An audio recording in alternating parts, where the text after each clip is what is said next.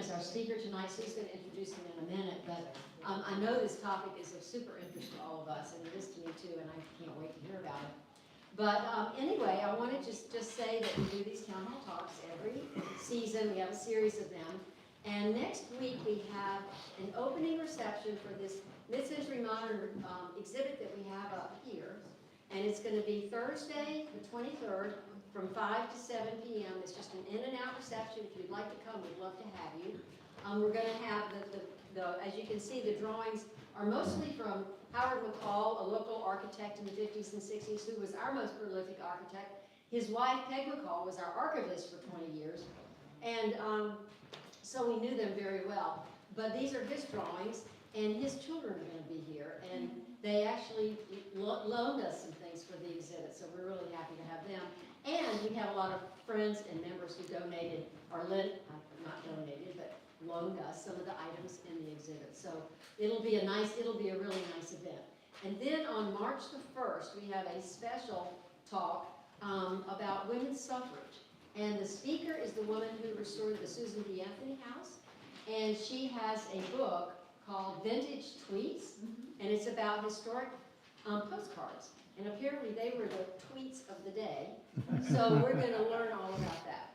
So I'm not going to go farther out, but we have a whole calendar of things coming up, and we invite you to come and be part of it. And I'm just going to ask you one other thing. The surveys that you have in your seats, these are so important to us. We have to do them for the county.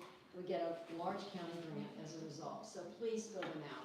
I know they look long, they're easy to fill out. It just takes a minute.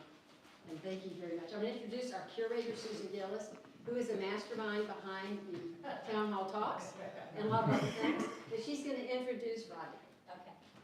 Thank you. Well, we are very fortunate tonight to have a wonderful speaker, Mr. Rodney Dillon, who is an old and dear friend of mine.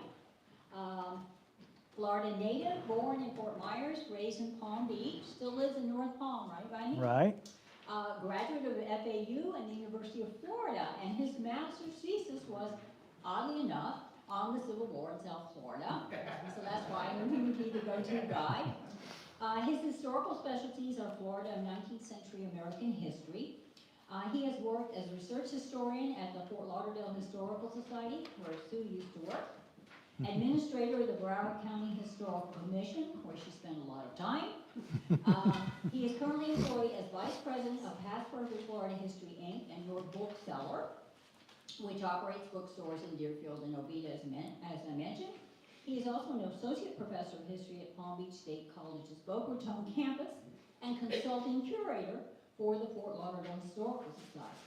And I wanted to say, I have known Rodney quite a while, and even before the internet, he was an awesome researcher and a wonderful storyteller, and he has a fantastic sense of humor, and I bet we'll get to meet that this evening. Rodney. Okay. Well, thank you, Sue, for such a generous introduction, and thank all of you folks for being here tonight. And we got a map up there. Let me pull a few things out here that I want to use. Okay, here we go. Well, thanks again for coming.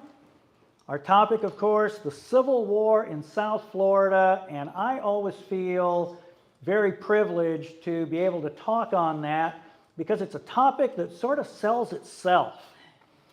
I mean, after all, who doesn't love South Florida history? At least those of us who live here, right?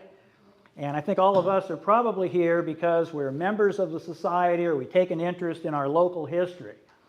And then there's the Civil War, which is the most popular topic in all American history. It's been estimated that there has been an average of one book a day written on the Civil War ever since the Civil War ended back in 1865 all the way up to today.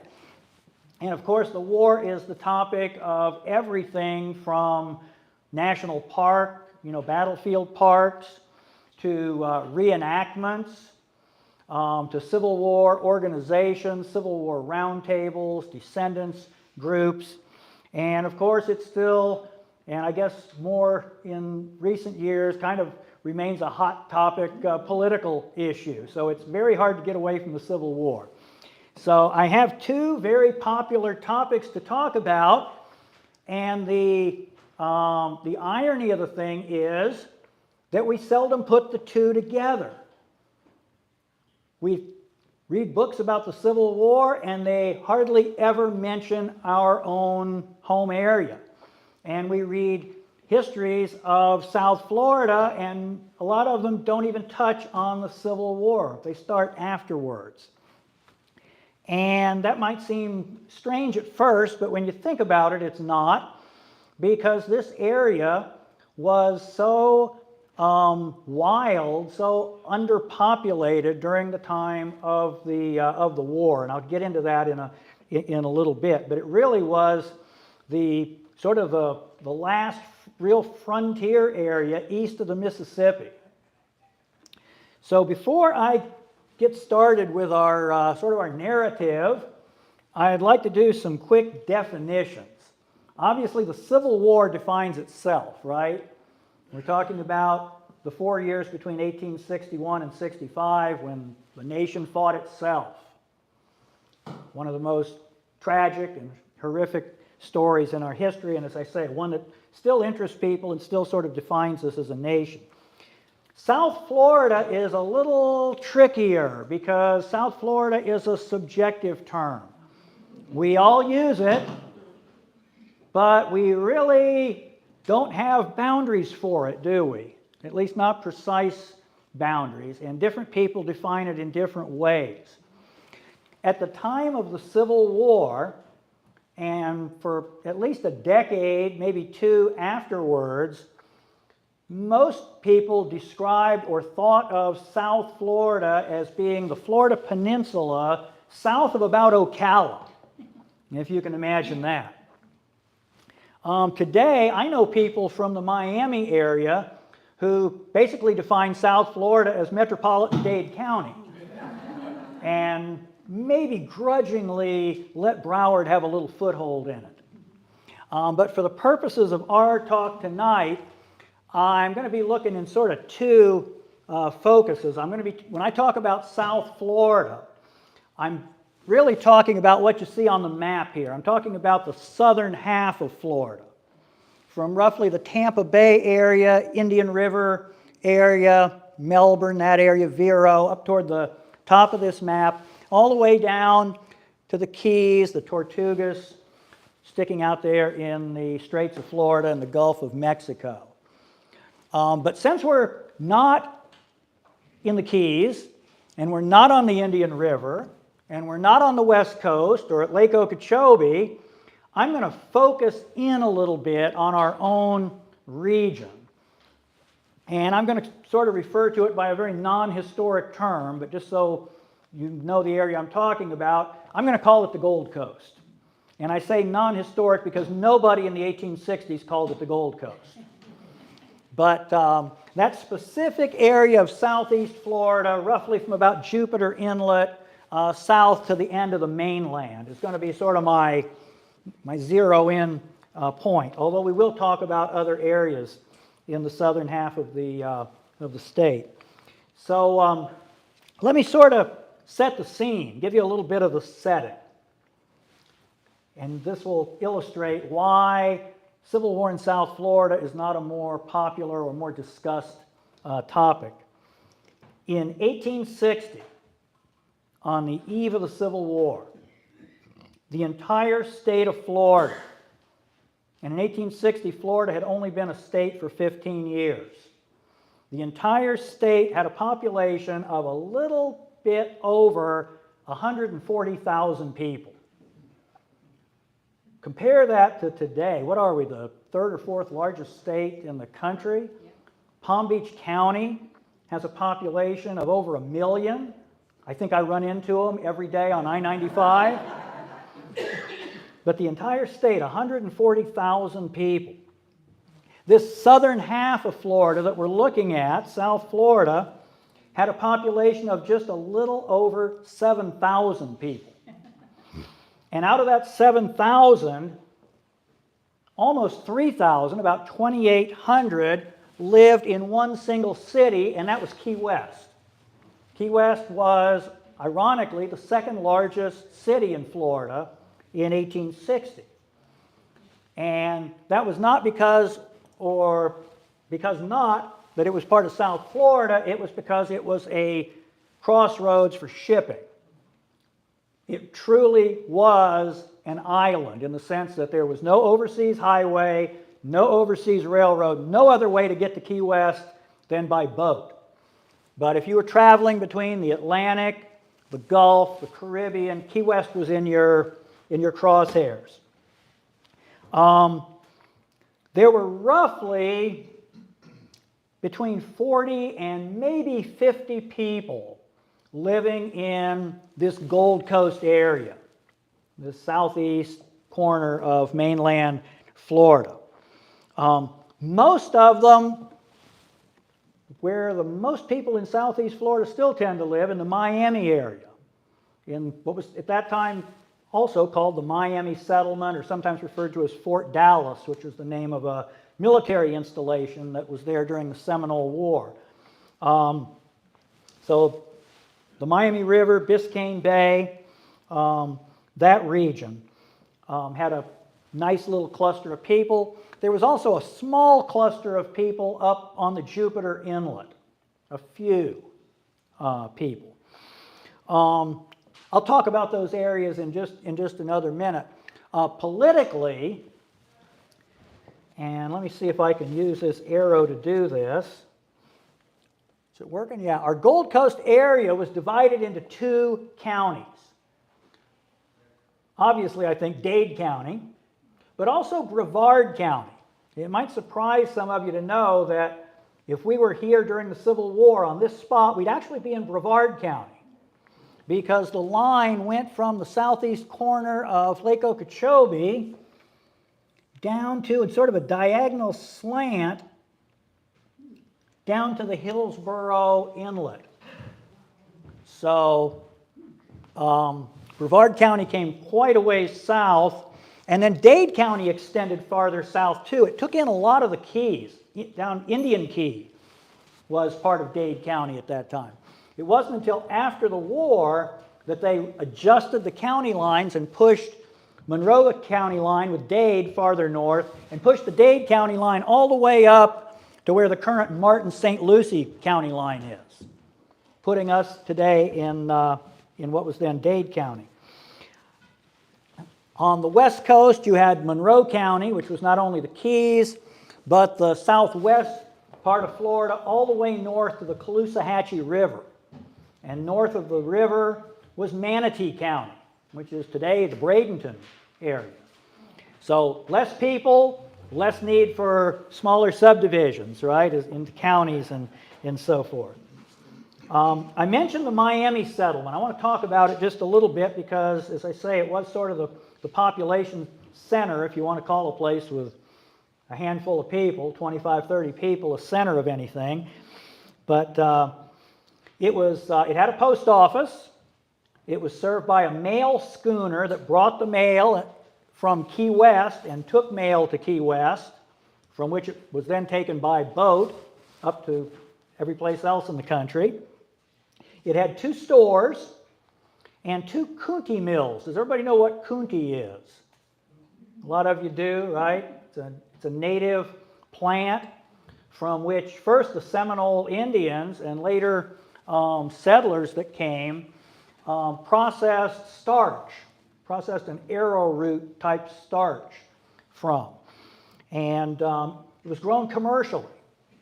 These 2 mills produced about 300,000 pounds of finished starch each year. So that was a major economic enterprise in the Miami area. And the other big enterprise in the Miami area and farther up the coast and farther down the coast, and especially in the Keys, was so-called wrecking, salvaging shipwrecks. And of course, the reefs along the Keys and along the coast caught a lot of ships that were trying to hug the coast to stay out of the Gulf Stream. ended up floundering or running into these reefs and being wrecked. And so it was a big job and a very lucrative job to go out and salvage the ships and their cargoes. And so that was a big thing here as well. We also had along the Gold Coast two, and still do, although we have at least one more that I can think of at Hillsborough Inlet today, but we had two lighthouses. The Cape Florida Lighthouse at the southern end of Key Biscayne, which had been built back in 1825, and the new Jupiter Lighthouse, today Palm Beach County's oldest structure, which just opened in 1860. Now, other settlements in the greater South Florida area included some scattered settlements. Kind of hard for me to use that arrow, so I'm just going to rely on your knowledge of Florida history and geography to look at the map, which included scattered settlements up around the Indian River, in the Fort Pierce area, Vero Beach area. Of course, not only the large population of Key West, but people scattered up and down the Keys. Fort Myers, which was the southernmost settlement of any size on the southwest coast. And then going up the west coast, there were settlements along the Peace River, present-day Charlotte Harbor, and up the river into what we would today probably think of as Central Florida, Bartow and that area. And then the Tampa Bay area. Tampa had about a little over 800 people at the time of the Civil War. So that's a little bit about the area that we're looking at. So here we are. It's 1860. The Civil War is looming, and the nation is in turmoil. And South Florida is this wilderness area. As I said, the bulk of the population is in the northern part of Florida. And the northern part of Florida, and to some extent still is today, but certainly was then, definitely part of the Deep South. It was inhabited mostly by people from Georgia, South Carolina, Alabama. So people with southern traditions, southern backgrounds, southern culture, and southern economies. They were busy trying to establish, and had to a large degree established, a thriving plantation system. Half of the state's population, the entire state in 1860, were black. Most of them, of course, being slaves at that time. And the planters in northern Florida were growing everything from cotton to sugar cane, mostly cotton. That was, of course, the big crop throughout the South. And they were attempting to expand that plantation system. So it reached down about as far as Ocala, but then there were some little strands coming farther down. There were some attempts to set up plantations in the Tampa area and even in the Manatee, Bradenton area, but nothing like that down in our area. There had been much earlier, at the time before the Seminole Indian Wars, but the Seminole War put a stop to that, and it didn't really revive. Whereas the population of North Florida was almost purely southern, we had a much more diverse population here in the southern end. We did have southern folks, but we also had a lot of northern people who had come south. A lot of people involved in the shipping trade from New England, settled in the Keys, for example. There was also a large Bahamian population, as well as people from other parts of the Caribbean, not surprisingly. What might be surprising is the fact that in spite of their varied background, on the very eve of the Civil War, most of these South Floridians firmly supported the Southern cause and the secession movement. There were exceptions, but the majority did. And I think those who moved here, no matter where they were from originally, considered themselves Southerners and were sort of patriotic to their locality, their local region. 1860 presidential election. How many of you are familiar with that election? One of the most controversial in American history, right? Abraham Lincoln is the Republican candidate. The Democratic Party is split in two. Stephen Douglas is the Northern Democratic candidate, and the Southern wing of the party has broken away and nominated their own candidate. He's the sitting vice president. He's a man named John C. Breckinridge from Kentucky. And even though Kentucky was a border state with people of varying feelings, Breckinridge was firmly of the Southern mindset. And the fourth candidate was a man named John Bell. His party was called the Constitutional Union Party. It was kind of a remnant of the old Whig Party. Well, when the election was held, would you believe that Lincoln, the Republican, was not even on the ballot in Florida, as well as several other southern states? They considered him a northern regional candidate, and they didn't even put him on the ballot. He received absolutely no votes in Florida. However, all 16 votes, presidential votes from Dade County, 16 people voted in Dade County, all 16 of them voted for Breckinridge, the Southern Democrat. So did all 8 voters from Brevard County, and a majority of voters in every other county in southern Florida. And the remainder of the South Florida votes, of course, they were outside of our immediate area, but in the Keys and other areas, went to Bell for the most part. Douglas only picked up a few. So you can sort of see a definitely southern slant to political ideas at the time.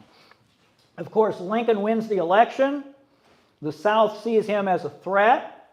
The South feels that if the North can put a president in office, somebody who wasn't even on the ballot in southern states, they've lost all political credibility, and they proceed to make plans to secede from the Union. Every single delegate from southern Florida who went to Tallahassee and served on that secession convention cast their vote in favor of leaving the Union of States and making Florida an independent state.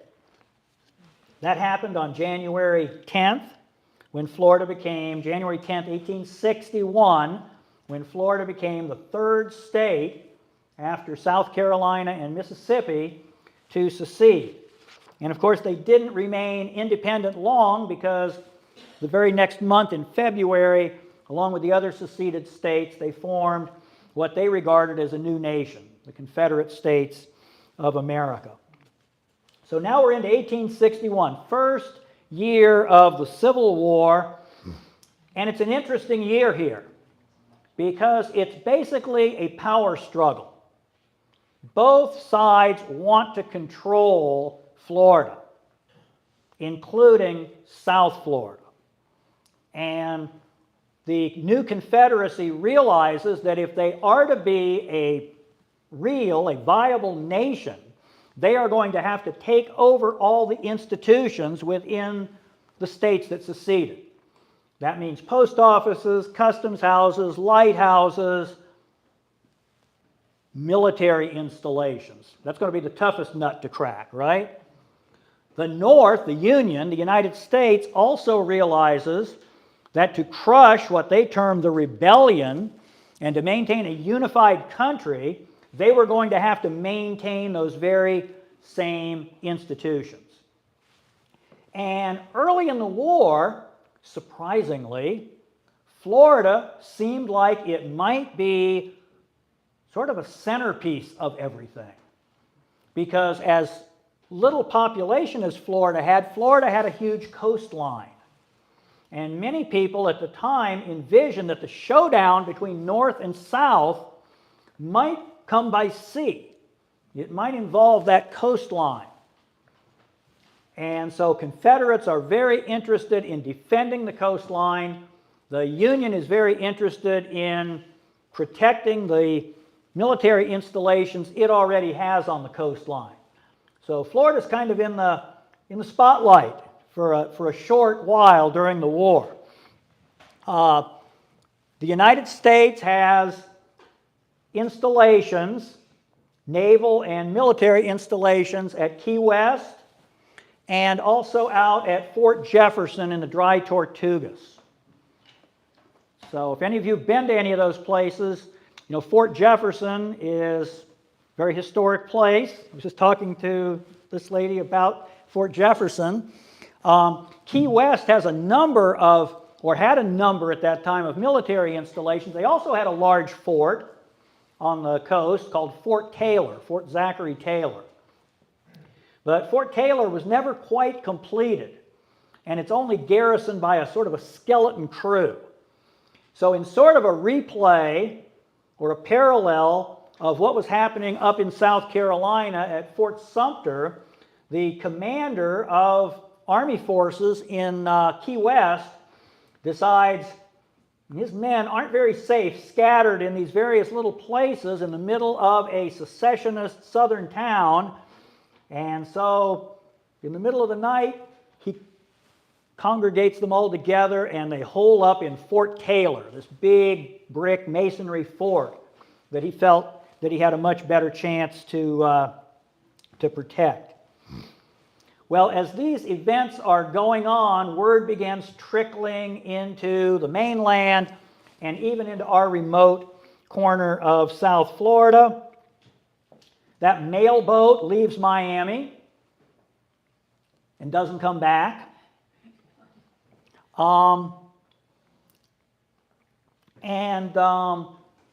War, of course, breaks out on April 12th in Charleston Harbor at Fort Sumter, and that intensifies hostilities and issues here. Many Confederates, realizing that the Union has secured the forts at Key West and is in charge of the area, now they're not feeling safe, and a lot of them evacuate. A lot of them go to Tampa, go up to St. Augustine, Jacksonville, and other parts of the state under Confederate control. President Abraham Lincoln, urged on by General-in-Chief Winfield Scott, proclaims a blockade of the southern coast. He's going to choke off, or hopes to choke off, the Confederacy by stationing naval ships all the way from Chesapeake Bay down to the Keys, and then up the Gulf all the way around to the Rio Grande to prevent any goods from leaving or entering the Confederacy. At first, the blockade is sort of a joke. People call it Scott's Anaconda. And they say that with a laugh, with a wink. Like, this big anaconda going to strangle the Confederacy? You got to be kidding. We don't have near enough ships to make a blockade effective. At the same time, the Confederacy is also digging in. They're also preparing for a showdown in Florida. Roughly 5,000 Confederate troops under General Braxton Bragg amass at Pensacola. And many coastal areas of Florida are fortified as far south as Tampa.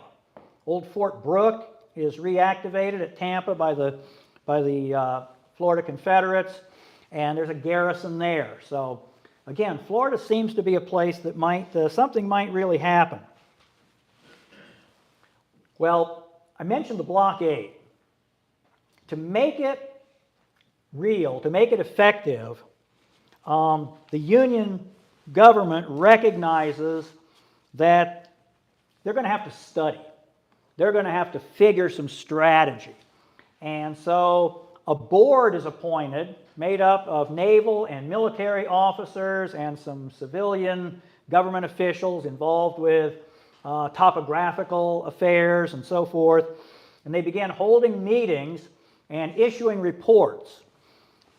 In July 1861, in one of their reports, this is what the blockade board said about our region, the lower east coast of Florida.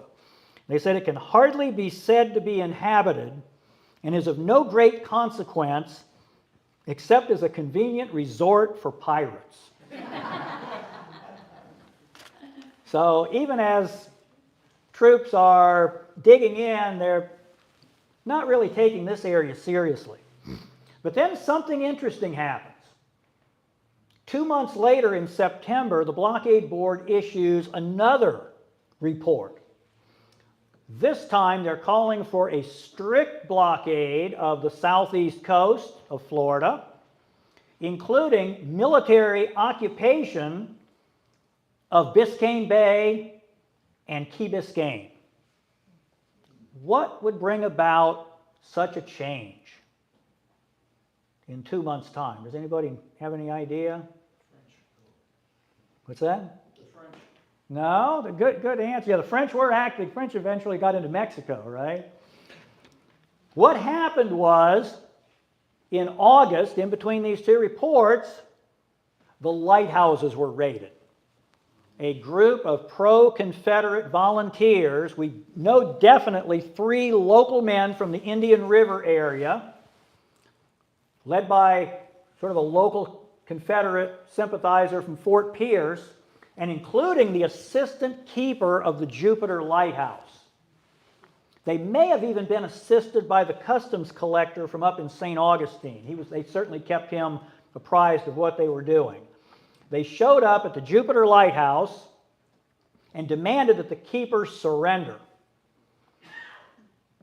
And when he refused, he and his 2 assistants were forced out at gunpoint.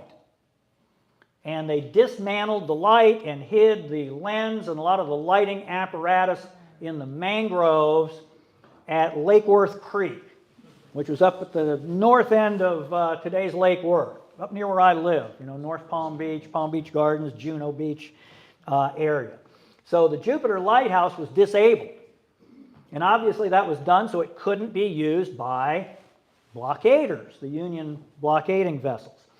And then they took what at the time was a long and strenuous trip, even worse than fighting traffic on I-95, down the coast to Key Biscayne, got a boat, rowed across the bay to Cape Florida, and they confronted the keepers there, and more or less did the same thing. The keepers at Key Biscayne held up in the tower and refused to come down. And they managed to convince them that they meant them no harm, they were simply bringing them messages from Key West. And when they came down to find out what that was all about, they saw gun barrels in their face, and they were turned out of that lighthouse as well. And they destroyed a lot of the equipment. I guess they didn't have a lot of mangroves to hide them in, but they destroyed the lens and the reflectors from the Cape Florida lighthouse. And the North overreacted. Here we've got a group of at least 3 men, possibly as many as 5, and yet if you need to read the Northern military reports from the time, they're talking about a large force attacking the lighthouses in southeast Florida.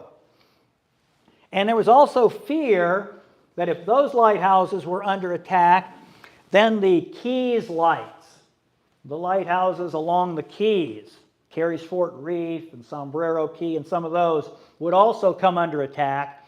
And because the Keys are filled with so many reefs and so little land, that was an even more dangerous area for shipping. They couldn't afford to lose those lights.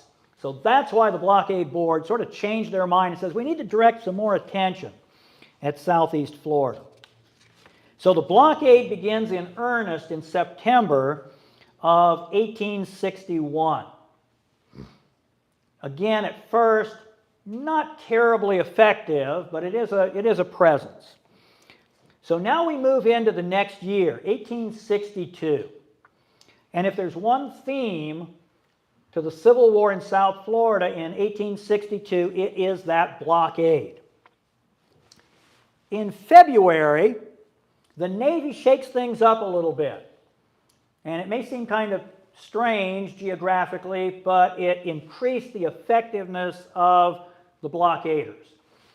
When the blockade first went into effect in 1861, all of the east coast of Florida was under the command of the South Atlantic Blockading Squadron, which had quite a long area, even going north of Florida to cover, while the west coast was under the control of the East Gulf Squadron. Well, in February 1862, all of the Atlantic coast of Florida south of Cape Canaveral is added to the East Gulf Squadron. And the squadron headquarters is placed in Key West. This gave unified control over the blockade of southern Florida. And it proved to be a wise choice. In the meantime, the Confederate presence in Florida is dissipating. By 1862, we've already fought some battles, right? The Battle of Bull Run, Northern Virginia. Ulysses Grant in early 62 is starting to make his way up some of the rivers in Tennessee. And it's pretty obvious that the showdown is not going to come on the coast. The showdown is going to come along the perimeter that divides the Union and the Confederacy. The Civil War is going to be centered much farther north. And so the Confederacy begins evacuating a lot of their positions. That little army that had assembled at Pensacola is transferred up to Tennessee. The garrison of Tampa is shrunk. And many Florida men begin joining regular Confederate units that are shipped off to the battlefields in Virginia and Tennessee. Most South Floridians who served in the Confederacy served in either the 4th Florida Infantry or the 7th Florida Infantry, neither of which served in Florida. They were up in where the fighting was taking place. At the same time, though, the Union is building up its forces in the Keys. And the main reason for that is because, number one, it was the blockading squadron headquarters. It had to be defended. And number two, as I said, the Keys is a crossroads.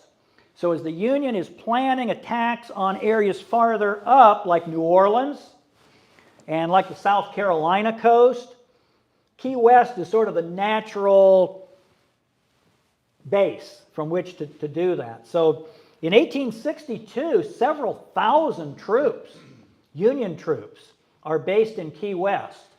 And there's a lot of construction going on. They're building different fortifications. If any of you have been to Key West, they have there's a museum, or at least it was last I knew, in a place called the Martello Towers. Those were constructed during the Civil War as part of this fortification of Key West. Well, the strengthening blockade, the growing Union presence, the dissipating Confederate presence is beginning to have its effect on the mainland, even here on the southeast coast. For one thing, the blockade was cutting off supplies to the Miami settlement. Remember, they live mostly by processing starch and shipwrecking. They're not, for the most part, farmers. So this hurts. They don't have a lot of food. And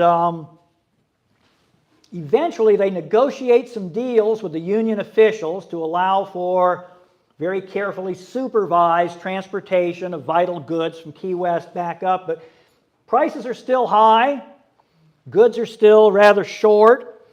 I have a quote here from a lady who was writing years later, but she was a little girl during the Civil War in the Miami settlement. And she said, "Unless there was a wreck, which sometimes happened, or a blockade runner made a successful run, we had to live on fish, potatoes, and pumpkins.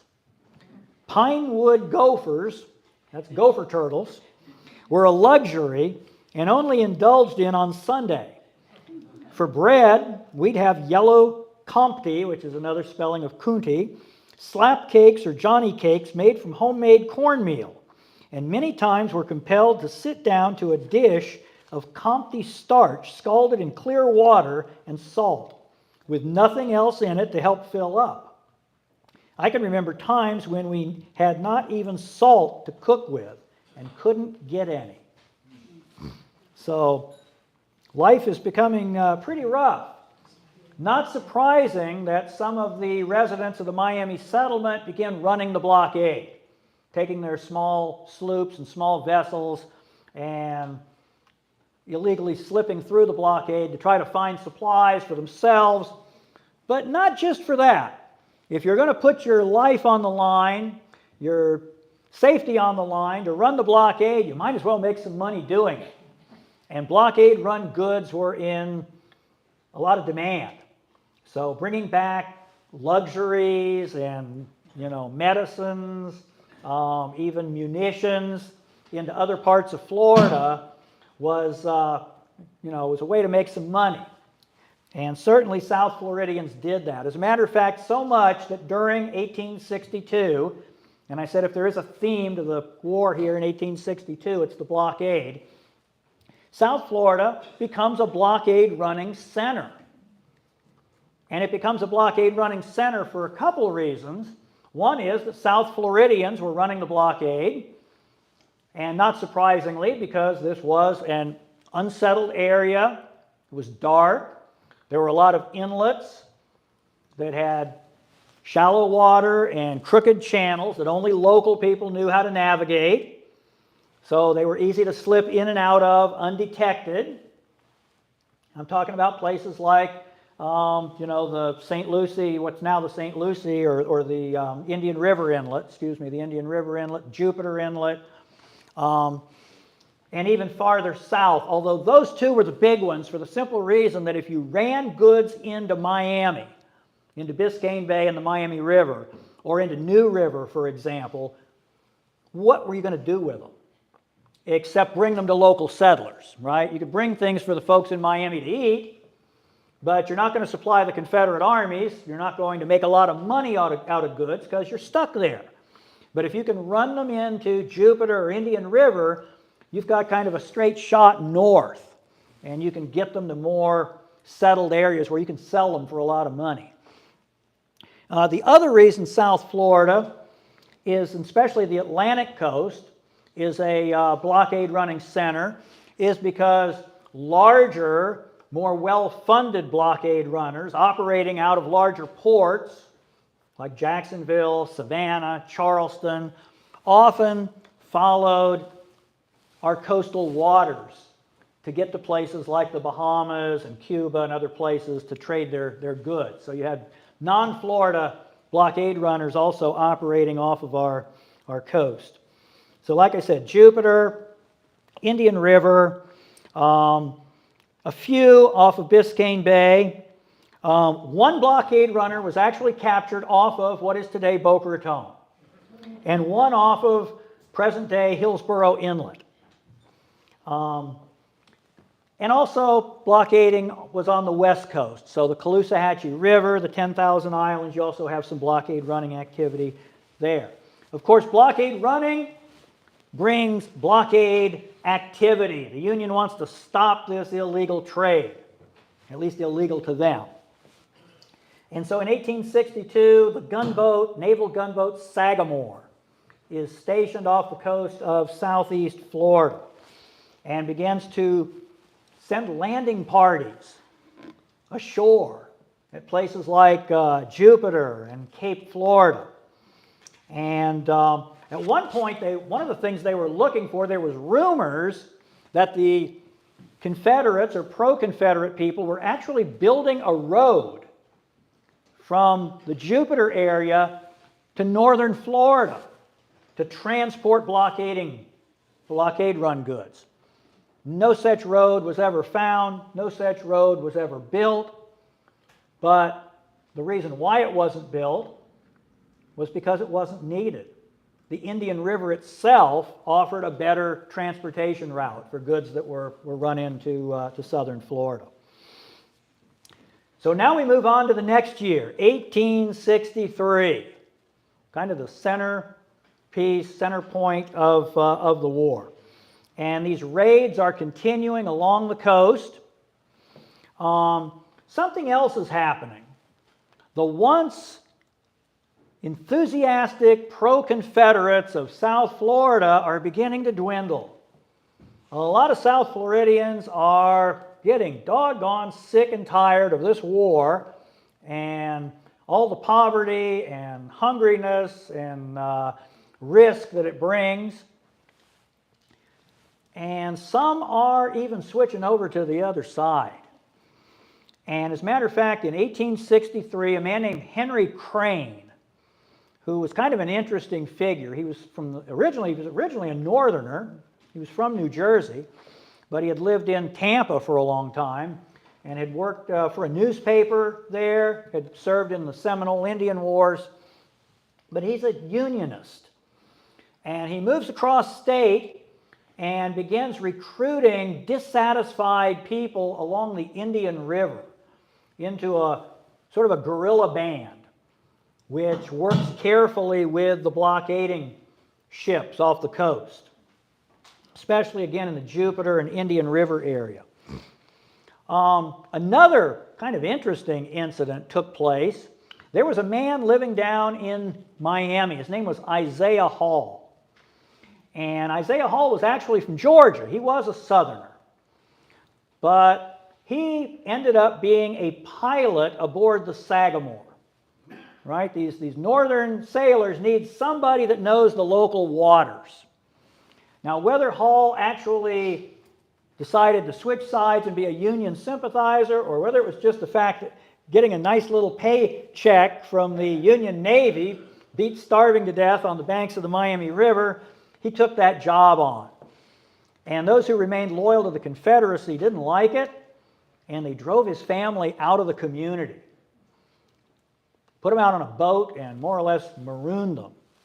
And they were picked up by the Sagamore, and they were taken first up to the Indian River, and then eventually relocated at New River, today's Fort Lauderdale area. The reason being that that area was considered so deserted that the Union crew felt nobody was going to bother them there. If they could, make a living there off the land and off of whatever Mr. Hall made from his services, they wouldn't be bothered by anybody from the other side. So the raids continue. Boat crews go quite a ways up the Miami River, almost into the Everglades at one point. In July 1863, they destroy a Coontie mill owned by a man named George Lewis on the Miami River. George Lewis was an outspoken local Confederate, or Confederate sympathizer. He was also the descendant of what was probably South Florida's first non-Indian settlers, the Lewis family who had settled on New River back in the late 1700s. So his mill is destroyed.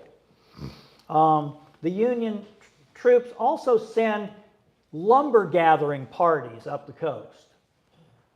This is a pretty wooded area. We all know Dade County pine was a hard and valued wood to use, and wood was needed for all that construction going on in Key West. So a lot of different expeditions are set to cut wood and bring it back to Key West. And then in the middle of the year, 1863 is sometimes referred to as the turning point of the Civil War. And I think that's true here in South Florida, and just like it is for the bigger picture. Because the war takes a decided shift. And it all has to do with the capture of Vicksburg, Mississippi by General Grant's armies on July 4th. And you might say, well, what does the capture of a city in Mississippi have to do with the war in South Florida? Well, what it has to do with is supplies. At the beginning of the war, the Confederate Army got most of its food supplies from the areas where it operated. Right? It's easy to get your forage, get your material from nearby. And the armies, both armies during the war, largely subsisted on beef. Cattle can be driven at a fairly quick pace right along with the armies. You butcher a steer and you've got plenty of meat to feed a lot of guys. Well, at some point, by 1862, most of the cattle in Virginia and Tennessee had pretty much been depleted. Both armies were operating there, and they're big armies. And so the Confederacy, not surprisingly, begins to look for their beef supply to Texas and to other areas west of the Mississippi. And that proves to be a very rich source until Grant captures Vicksburg. And when Vicksburg falls, the Mississippi River is entirely in Union control, and you cannot get cattle from Texas, Arkansas, Louisiana, or any place west of the river to the major armies that are operating east of the river. Guess what place also has a large supply of cattle? Florida. And much like the West, it's open range cattle. Right? The cattle roam freely through the prairies. They're marked. Back in those years, they usually, in Florida, didn't brand them. They'd put ear marks. They'd cut little marks on their ears to identify which cattle belonged to which person or family. But especially, not right in our area, but especially the West Coast river valleys, the Caloosahatchee River Valley, the Peace River Valley, the Myakka Valley, the prairies north of Lake Okeechobee. These were sort of out of the Everglades range. Didn't mean they weren't flooded part of the time, but they were dry enough that you could raise cattle there. And Florida cowmen, often called cracker cowmen, had been raising cattle there since territorial days. All of a sudden, the Confederacy decides we need that resource. And so the Confederate Commissary Department and local cattlemen began teaming up to supply cattle for the Confederate armies. And that kind of changes the course of the war. The war begins to focus on some of those inland areas and on the importance of cattle. As time goes by, I have to say, though, the cattlemen become a little divided. Many of them support the Confederacy. Most of them were of Southern origin. They were, loyal Confederates at the beginning of the war. They want to help the Confederate Army, and they want to make money. And as long as the Confederate government is willing to pay them for their cattle, they're happy to oblige. However, as supplies get thinner and transportation more difficult, and the Confederate government broker, they began requisitioning cattle. They began seizing cattle or taking cattle in payment for taxes. So the cattlemen are not making a lot of money off the cattle. And that causes some of them to switch sides. Not all of them, because the Union was doing the same thing. So 6 to 1, half dozen to another.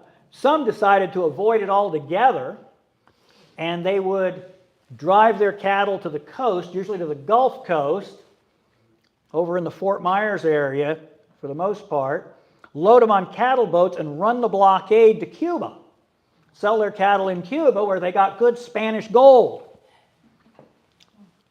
Beats it being confiscated by either side here. But the cattle wars of late 1863, and they proceed, as I'm going to talk about in just a minute, into 1864, they even reach our little corner of Florida here when a man named Greene, and that's all he's identified in the record is Greene, but we believe him to be a man named James Greene, who was a prominent Union-supporting cattleman from up in the Peace River area, drove a herd of cattle down to Biscayne Bay. Imagine what a trip that must have been. He would have had to have crossed the state north of Lake Okeechobee, probably over to the Indian River area, and then driven this herd of cattle down the coast. That thin line of high ground between the Atlantic Ocean and the Everglades. Well, it didn't do him any good. His idea was he was going to bring these cattle down here and sell them to these folks in the Miami area because he'd evidently gotten wind that they were having a hard time getting food. And when he arrived, guess who was here? A Union woodcutting party. And the commander of the Union woodcutting party seized the cattle from Mr. Greene, even though he was a Union sympathizer, seized the cattle from him. They shot the cattle. They butchered them up and they distributed the meat free to the folks who lived in the Miami area. Great deal for the Miami settlers, bad deal for Mr. Green. So as I said, the cattle wars, as they're sometimes called, continue into 1864. The population continues to become more and more divided. And I think in some cases, not because they particularly believed in secession or not, or believed in slavery or not, or any of the, the sort of major issues we think of tied up in the war, but often because of local issues, local politics, local family quarrels, arguments over land, arguments over cattle. These little local grudges become intensified, once the bullets start flying. In some ways, parts of South Florida were more like the border states. What was going on here wasn't much different than some of the things that were going on in places like Kentucky and Missouri, where you had families divided and families against families and that sort of thing.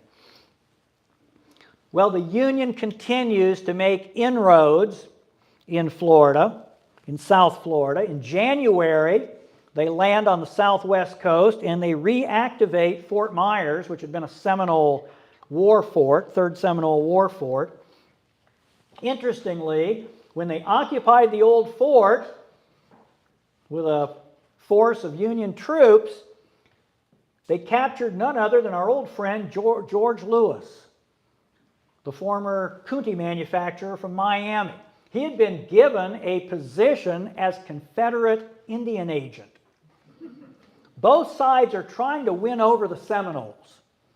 Remember, the Third Seminole Indian War, the last of the conflict between the armed forces and the Seminole Indians, only ended in 1858, 3 years before the war started. So there's still a lot of concern and fear of Seminole Indians. Both sides are afraid the other side is going to sick the Seminoles on them. And they want to prevent that from happening. Of course, the reality of the matter is there were only about 200 Seminoles left in Florida. And they're, for the most part, hiding out because they don't want anything to do with white people, north or south. The Union tries to convince them that it's these nasty southern settlers who are trying to evict them during the Indian Wars. And the Confederacy is trying to convince them that it's the United States Army that was trying to evict them. So be on our side. Well, George Lewis was a Confederate Indian agent, and he gets captured. As the year goes by, both sides begin to organize sort of semi-regular units to be used in this cattle war. The Union Army, based out of Key West and now Fort Myers, organized a group called the 2nd Florida Union Cavalry. This is a pro-Union, blue uniformed group of Florida residents, mostly South Floridians. What did I say his name was? Up on the Indian River. See, that happens when you get old. You start forgetting names. Green? No, not Green. Green was the fellow who drove the cattle down. I'll find it here in my. No, not Lewis. Not Lewis. I'll get it here.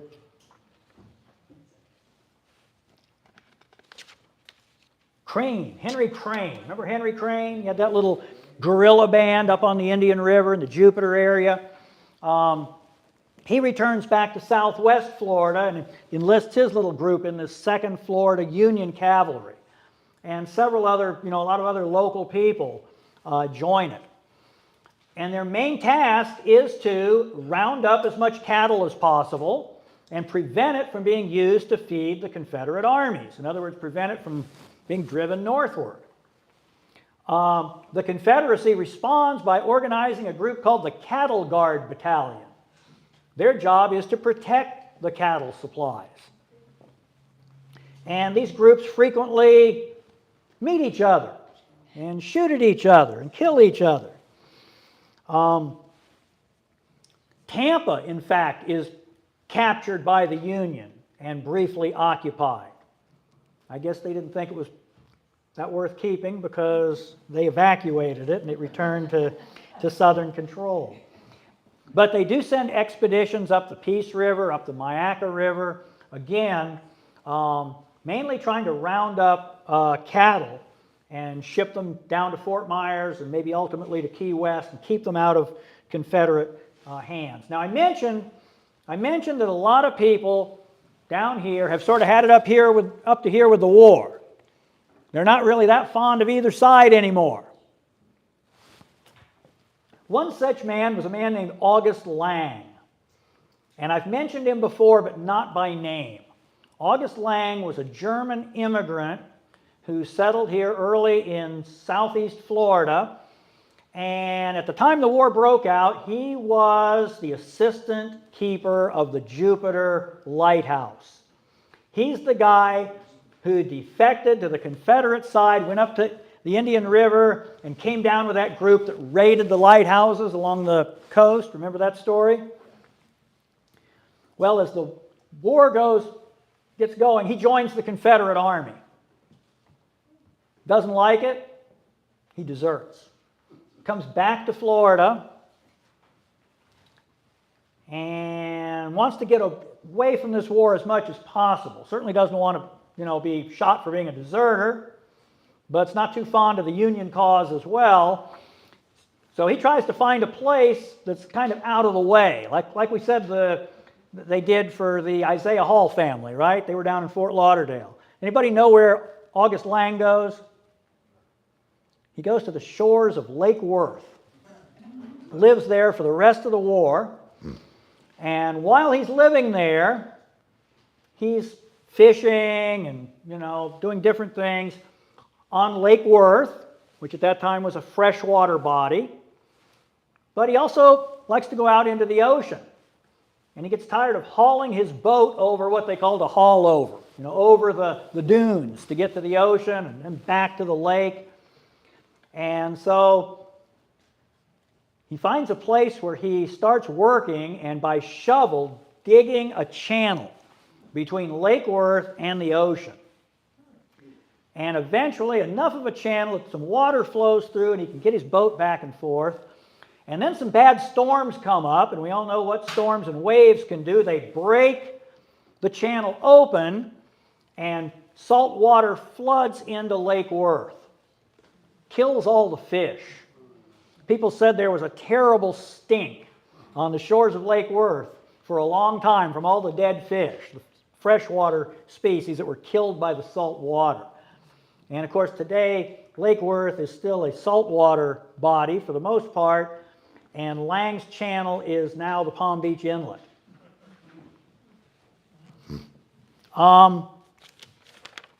Some of the people who are seeking refuge in these out-of-the-way places in South Florida, not surprisingly, are a little shady in character.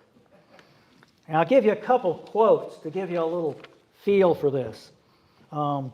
Rose Richards, who was the little girl I mentioned, who was, as a lady wrote her reminiscences.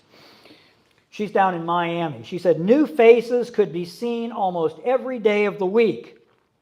Many were supposed to be spies from one side or the other. The people altogether became distrustful of each other, the refugees mostly going back in the pine woods and engaging in the manufacture of pine tar, which they would sell to the blockade runners." Another visitor to the Miami area, who I'll talk about in just a little bit, this is what he said about these refugees who were beginning to congregate, especially along the Miami River.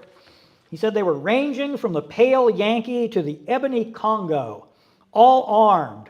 A more motley and villainous-looking crew never trod the deck of one of Captain Kidd's ships.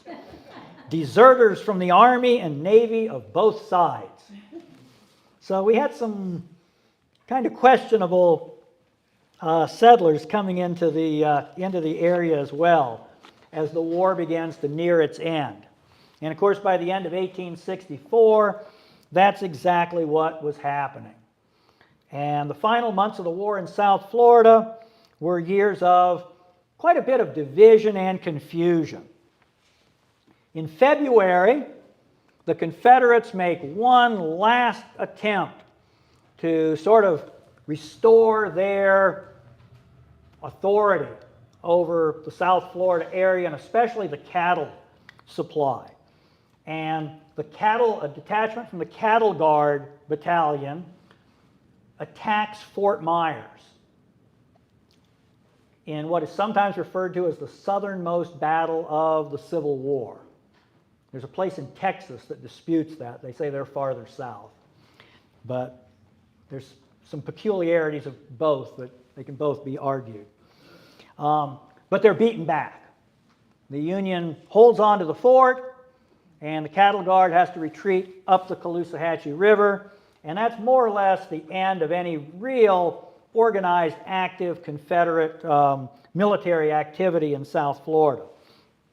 Miami continues to, I don't know if I should say, grow or deteriorate as a center of outlaws, refugees, deserters, and so forth. The group that seems to be the most powerful there takes over the old Fort Dallas buildings.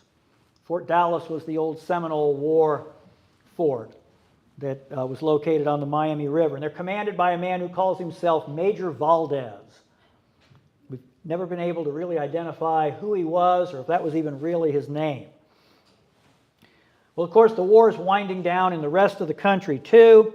And in April 1865, the two major Confederate armies in the field in the eastern part of the country, Lee's army in Virginia and General Johnston's army in North Carolina, surrender to Union forces, pretty much bringing an end to the Civil War. That puts another little spotlight on South Florida. Richmond has fallen. The Confederate government is on the run. They will be considered traitors by the United States government and risk execution. So they're running for their lives. Jefferson Davis is making his way down through Virginia and the Carolinas trying to escape the Union army parties that are out looking for him. Nobody knows exactly where he is, how far he's gone, or where he's going. Evidence that we know today indicates that he was trying to make his way across the Mississippi and into Texas eventually, maybe down into Mexico. But the Union forces don't know that. Some of them fear he's going to try to get to Florida and escape from the United States by sea. And so Union forces occupy Key Biscayne. They set up an observation post. They're looking for Davis's party. Well, it never arrives, of course. He's captured in southern Georgia before he even reaches Florida. As word kind of filters down through the Florida wilderness that the war has come to an end, it's generally greeted with relief. Rose Richards wrote, "At last the news came that the war was over, and no history in the world was ever able to record another like it in its every feature. And I pray to God that its like will never occur again." So even in these out-of-the-way places in South Florida, it was a pretty horrific experience. A man named Francis Bogus, who was a Confederate soldier, one of the cattle guard over on the West Coast, stated very simply and briefly, "Thank God it was over, one way or another." Well, there was one more chapter to the war in South Florida that I have to mention. And that is, Jefferson Davis never made it here, but members of his cabinet did. Judah P. Benjamin, who was sort of a jack of all trades in the cabinet, he had been the Attorney General, he'd been the Secretary of War. At the end of the war, he was Secretary of State. He makes his way down through northern Florida and ends up in the Manatee settlement, where Bradenton is today. Have any of you ever been to the Gamble Mansion? It's a historic site. Okay? It was a sugar. Remember I said they were trying to establish plantation agriculture in sort of the northern regions of South Florida early on. This was one of those efforts. It was a sugar plantation. And he hides out there while local people who are trying to help him are scouring the area looking for a boat, because most boats are gone. They've either been seized by the Union or used by blockade runners. They finally locate one. They smuggle him down to Sarasota Bay, and he sets sail, and he kind of hugs the Gulf Coast of South Florida all the way down to the 10,000 Islands. Almost gets captured by Union naval forces a couple times, but manages to evade capture.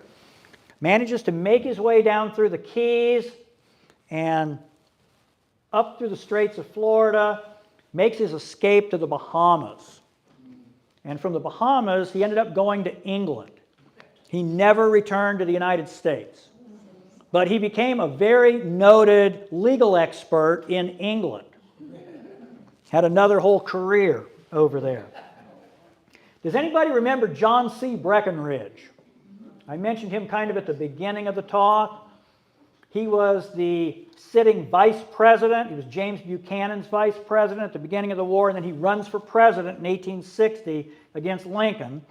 And remember I said everybody in southeast Florida voted for him who voted. Well, he went on to become a Confederate general and eventually Secretary of State of the Confederacy. He makes his escape through Florida as well and comes down through the Gainesville area, finally goes over to the Cape Canaveral area, manages to procure a boat. He's with a party of men, I think about 7 guys, if I remember, 5 or 7 guys with him.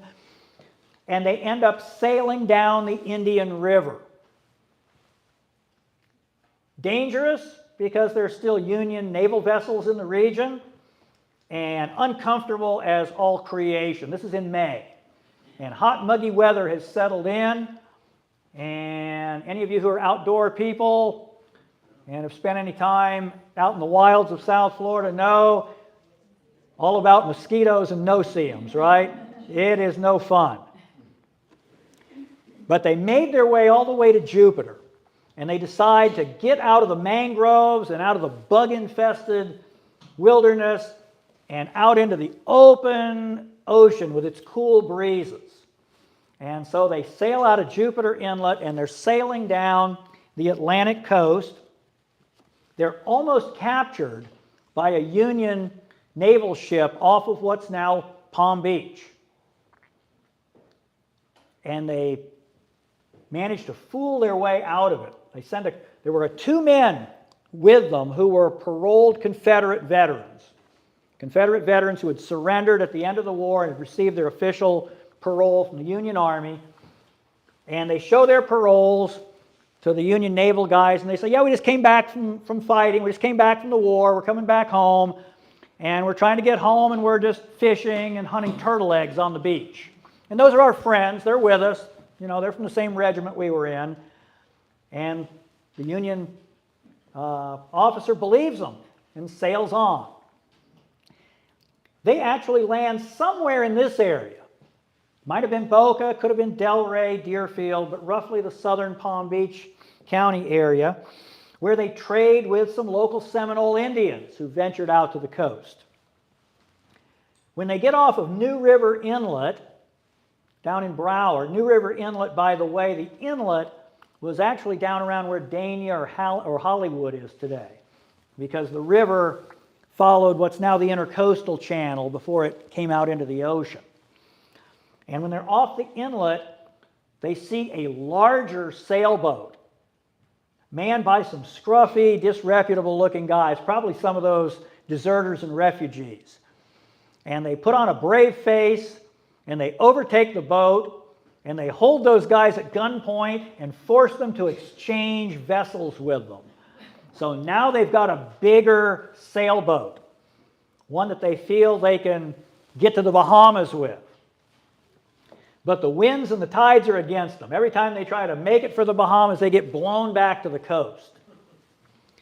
They end up down at Biscayne Bay, where they engage in some very uneasy trading with that group under Major Valdez. They even exchanged gunfire at one time.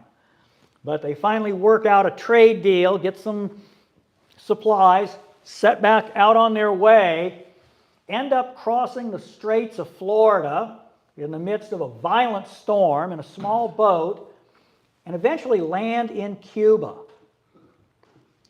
And Breckinridge remained in Cuba for a while, but he wanted to come back home. But there's still a price on his head. He has not been pardoned. He ended up moving to Niagara Falls, Canada, where he was on Canadian soil, but he could look out his window and see the American flag flying from the other side of the border. And he finally did receive a pardon, and he returned back to his home in Kentucky. So South Florida did have a part to play, not only in the war, but in this sort of final chapter immediately after the war ended. And of course, once the war was over, the area returned to its wilderness condition, but that wouldn't last long. By the 1870s, new settlers are trickling south, settling on the shores of Lake Worth, some on the shores of Biscayne Bay, others coming down the west coast. And eventually, of course, that little trickle grows. Citrus culture is introduced in the 1870s along the Indian River. Today we still, of course, prize Indian River citrus. The houses of refuge for shipwrecked sailors are built on the beaches. And eventually, within a generation, by the end of the decade, railroads are pushing their way into South Florida to open up the history that we usually read about when we read about South Florida history. But there was a very interesting chapter before that, the Civil War in South Florida. So if anybody has any questions or comments, I'd be happy to. Gentleman in the back? It seems like the Union forces occupying Key West was a major part of the philosophy that allowed them to have an anchor there to where they control things after that. Is that fair? Absolutely, absolutely. Yeah, that was the key to the whole thing. If they held Key West, then they could not only blockade the coast, but send those raiding parties up. They could eventually send, regiments up, occupy places like Fort Myers. That was their base, and they used it to do just that. Yeah. Thank you.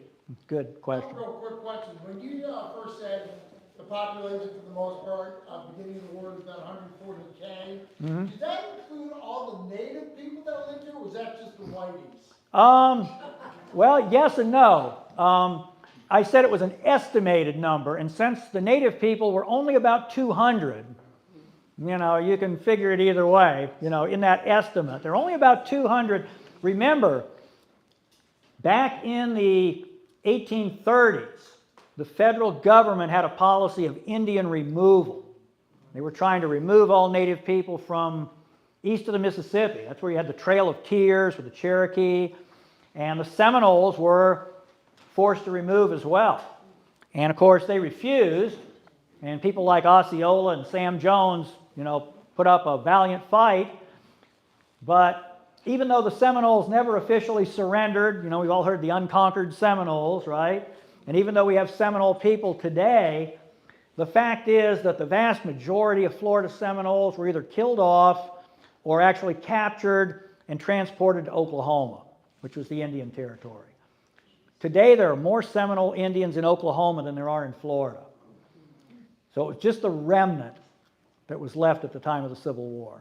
The Tequesta and the Immokalee? They were long gone. Long dead. Yeah, they had either been wiped out by European diseases, warfare, and some experts on Indian history today are advocating a theory that I think is interesting, that there were remnants of those old tribes, but they were sort of absorbed by the Seminoles. So I know this is a whole Sue? other topic, Rodney, Right. but one of my favorite articles he did was about the men who served at Fort Lauderdale. Right. And who became all these generals. both Yes. sides, right? Yes. Could you mention just a couple of those? Sure, for us? sure. What Sue is saying is during the Seminole Wars, the Second Seminole War, by the way, was 1836 to 1842. They didn't manage to get all the Seminoles, and they still wanted to, so the war sort of re-erupted in the 1850s. And the U.S. Army is sending troops down to fight and capture Seminole Indians, including a number of young officers. Some of them saw their first service here, and these were guys who went on to become pretty famous people in the Civil War. William Tecumseh Sherman was stationed at Fort Pierce and actually was sent with a detachment down to Fort Lauderdale and out into the Everglades in search of Seminoles. George Thomas, the so-called Rock of Chickamauga, the Union hero of that battle, was stationed in Fort Lauderdale. Abner Doubleday, the legendary inventor of baseball, probably wasn't, but he was a Civil War general. He was down here during the Third Seminole Indian War. I mentioned Joseph Johnston, the Confederate commander who surrendered his army in North Carolina shortly after Lee surrendered. He was down here. He was stationed at Fort Jupiter and then Fort Lauderdale and led an expedition into the Everglades. So those are just a couple. Robert Anderson, who was the Union commander of Fort Sumter when it had to surrender to the Confederates at the beginning of the war. He was sort of the co-commander, along with Major William Lauderdale, of the expedition that built Military Trail, which originally was a military wagon route from Fort Jupiter to New River, and then they constructed Fort Lauderdale, not the city, but the fort, in 1837. Elliot. Hi, Rodney. Yeah. You made a brief reference to it. You made several references to this during your talk, but one of the things that's always confused me about the blockade is that the blockade supposedly was trying to stop Confederates from running guns from the Bahamas, so they could, they didn't be able to get guns from outside the Confederacy. Right. It was a 2-hour boat ride from the Bahamas. So the blockade, supposedly, the main reason the blockade was centered around Jupiter, Key Biscayne, and points north was the proximity to the Bahamas. One of the things I could never figure out is, once they got the guns from the Bahamas to Jupiter, they couldn't just get on the interstate and get up to Virginia. Exactly. So really the gun running was almost worthless. I can't even imagine it was very successful, which means that what they were most afraid of wasn't happening. To an extent, and they were running a lot of other things besides just guns, including, and the governor of Florida, if you read Governor Milton, who is the governor of Florida, his official correspondence, he is very critical of blockade running because he says these guys are not helping the Confederacy.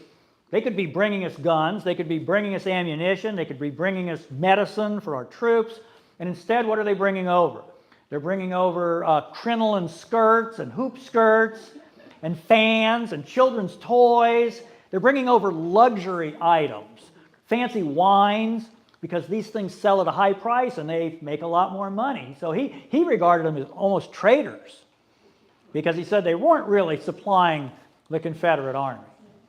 So there's an element of truth to that. The thing about Jupiter is, yes, it was a long and dangerous trip. It would be a lot easier to run guns into, Charleston or Savannah. The problem is that those areas were even more heavily blockaded. And the thing was, if you could run things into Jupiter, you could take them up some of those twisting, what was called the Jupiter Narrows, which is now part of the Intercoastal, but you could get into the Indian River. And if you got into the Indian River, then it was a long voyage, yes, but it was open water all the way up to North Florida. And then it was a short wagon trip, and you could load them on a railroad. So there was a connection. But yes, it was long and difficult. So I hope that answered kind of both of those questions. So were they having to draw maps during this time? I mean, how? They had that one. Yeah, they had maps. They had maps. They're discovering They had all these that map. waterways and things like this. Yeah. This map that you're looking at that Sue provided for us is called the Ives map, and it was actually a U.S. military map that was produced for the Army during the Third Seminole War, which again was 1855 to 58, so just a few years before the Civil War started. So very detailed. I don't know if you can, let me see if I can enlarge it.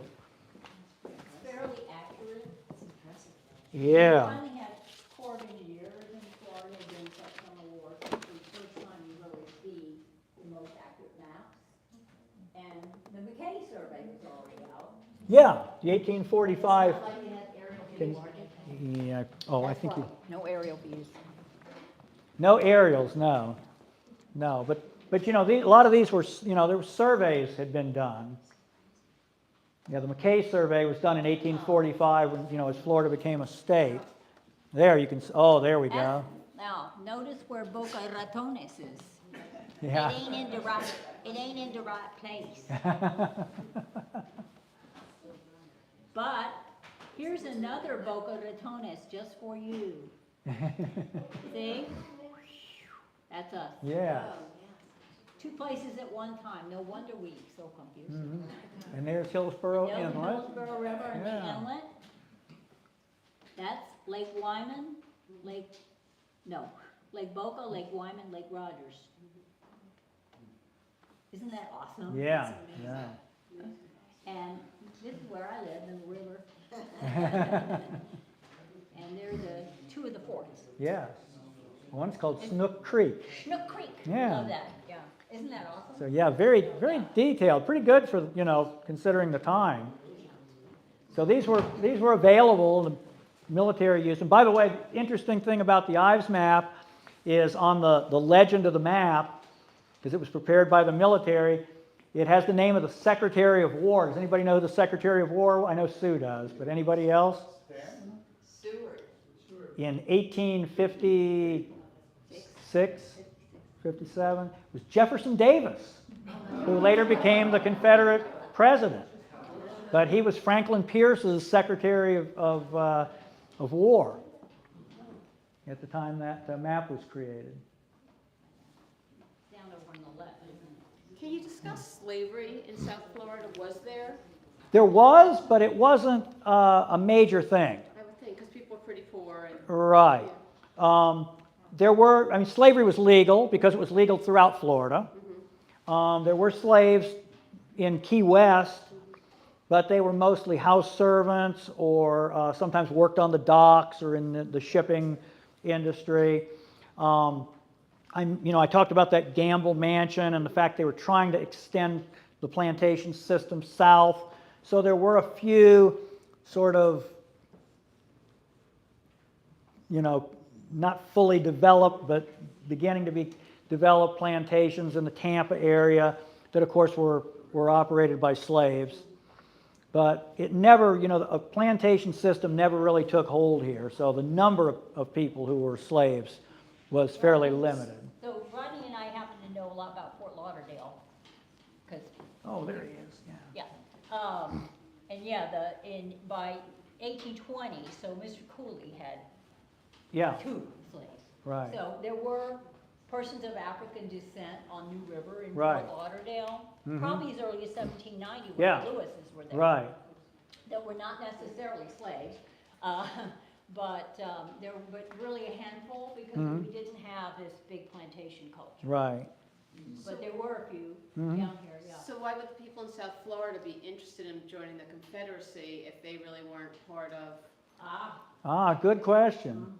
And I think probably the same reason why a lot of Southerners in other areas did. And, most Southerners didn't own slaves because you had to be wealthy. Slaves were expensive. And I think it was sort of local Culture? local loyalty. People felt they were part of their, They felt they were defending their home. their homeland, right. Yeah. I wanted to share with you, my family are real Southerners. My great-grandma would never celebrate the 4th of July because that was the day Vicksburg fell. Oh, wow. Interesting. Now, my grandma was like that. She's a real Lincoln fan, she's a real Georgia girl, but I thought that was quite interesting. Interesting. She was old enough to, that made an impact on her. Right. Yeah. Wow, interesting. Yeah. Was that awesome? Anybody else?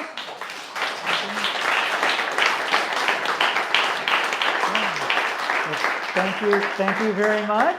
Thank you. Sue, thank you. Buy some books, come on.